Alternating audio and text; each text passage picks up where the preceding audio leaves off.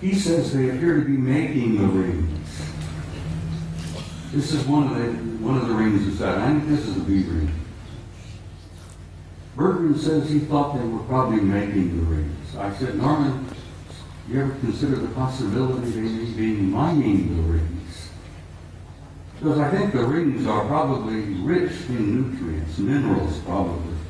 And an incredibly advanced civilization, I think, would work out some system of mining those rings for all the minerals that are up there and utilizing them.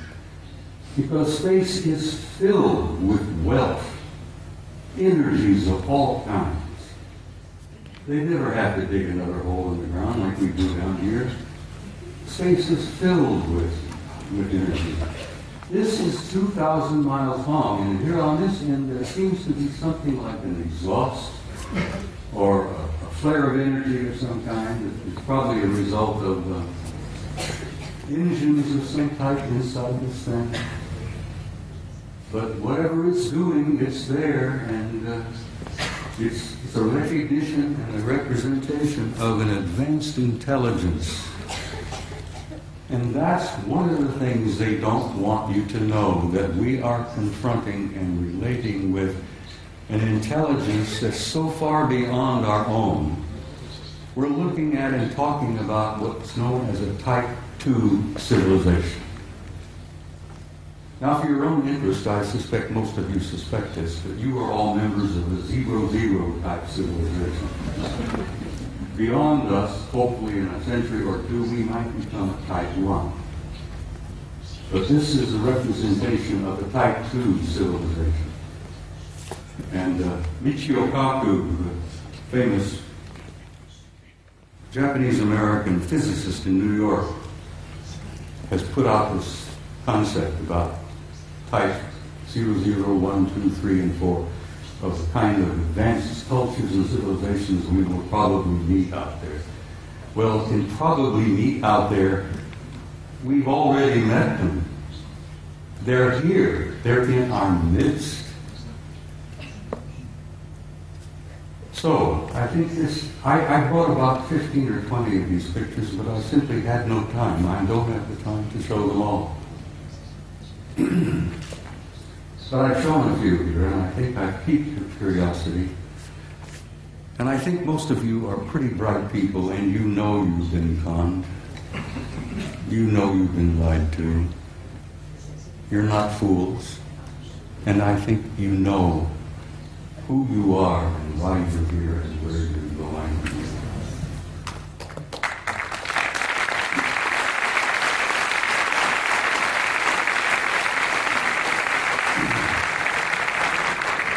Next photograph, please. This is a photograph taken by our Mariner space vehicle that we launched back a number of years ago. This is a picture of a facility on the surface of Mars. Now, this facility is located on the equator, and it's on the surface. And those of us who studied it, we discuss it with each other, we call it the airport.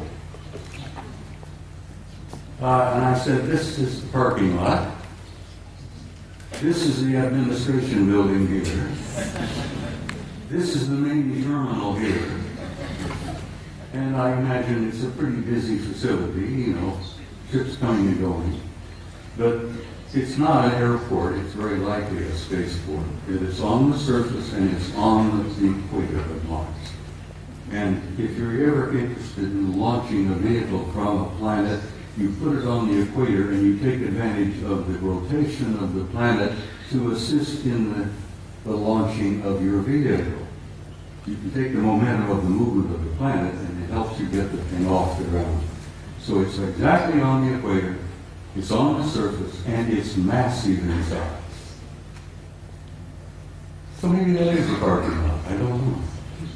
Maybe that's the admin building, but there's something going on Mars. And I've been going back and forth with Richard Hoagley now for years, where Richard, who I know most of you are aware of, is convinced that Mars is covered with ruins. Well, it is. But it's not just ruins. There are things going on that planet. On the surface, under the surface, continuously. Next picture, please. This was published in a German magazine, but this is a Soviet photo. This is from their Phobos 2 spacecraft. This is a city under the surface of Mars that is the size of Chicago.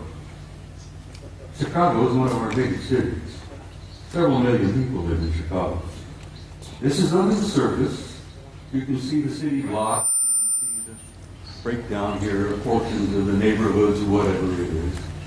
But it's generating an enormous amount of heat. And they picked this up on the infrared when Phobos was going around the planet and snapping pictures like crazy.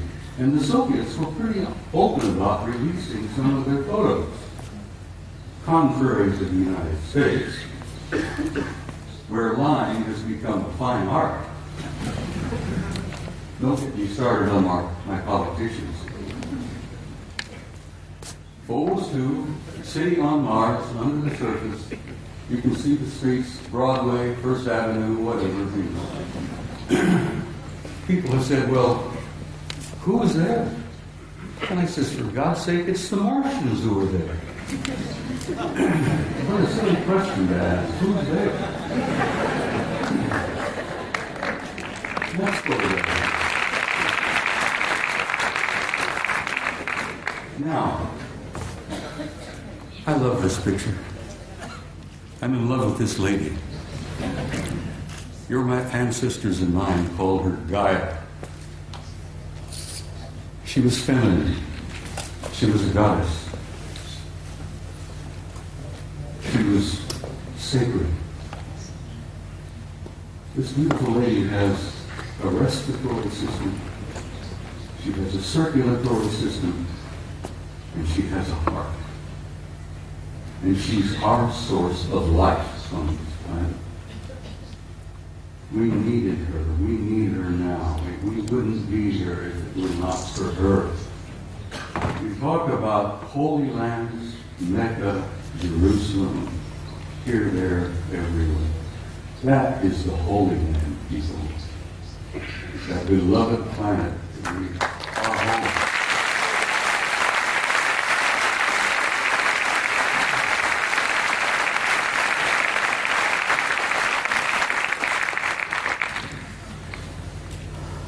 Next picture, please.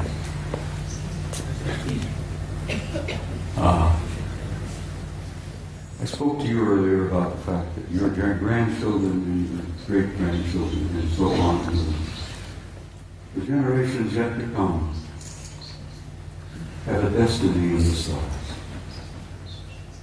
And in time, they will go out there and claim their rightful place in that infinite community of life. And you can believe that, and you can accept that with an assurance and a truth that goes beyond doubt. The destiny of this species and this race, this troublesome clan of monkeys, is in the stars. And there is your destiny. And I want you to understand that and have some hope. And don't get depressed. Because you're going to be undergoing some very difficult times in the few years yet ahead.